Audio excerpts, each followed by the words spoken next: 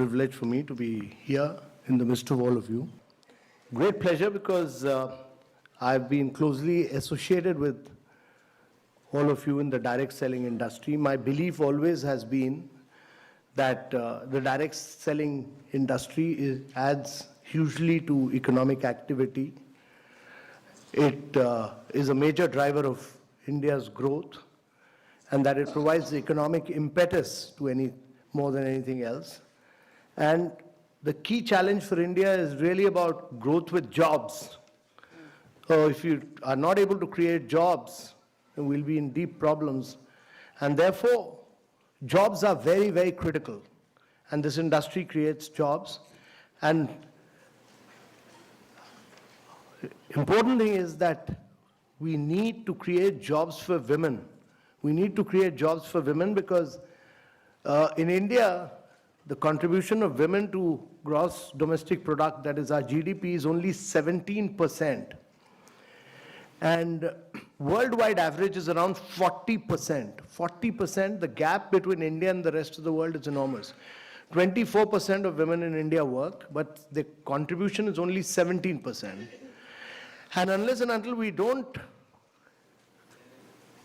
as a conscious policy, have gender parity, there is many more women to become economic drivers of growth, it will be very difficult for India to grow. And actually, if we are able to create gender parity, have 40% women working, we'll be adding $700 billion to India's GDP. Wow. So while we are growing at 7.6%, we need to grow at 9 to 10% per annum for 3 decades or more to be able to create jobs for a very young population. We are passing through a window of demographic transition, which rarely happens in history.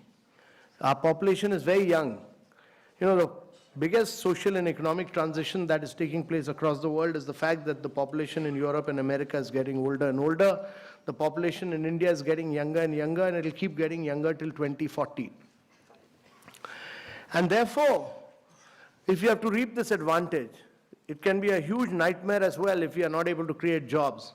So if you have to create jobs, there are only 2 ways. One is to push manufacturing in a very big way, and the other is to push direct selling.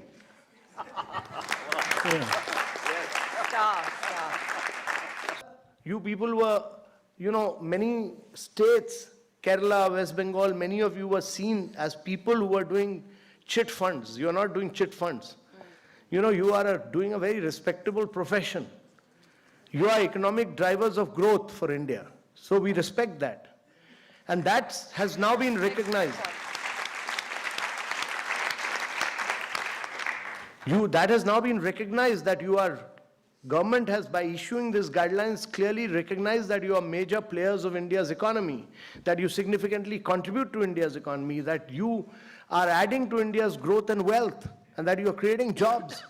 And therefore, getting out with these guidelines were very important. And these guidelines have now been given to different states to realize that you are important players in India's economy, and every state will respect these guidelines because they've been issued by Government of India.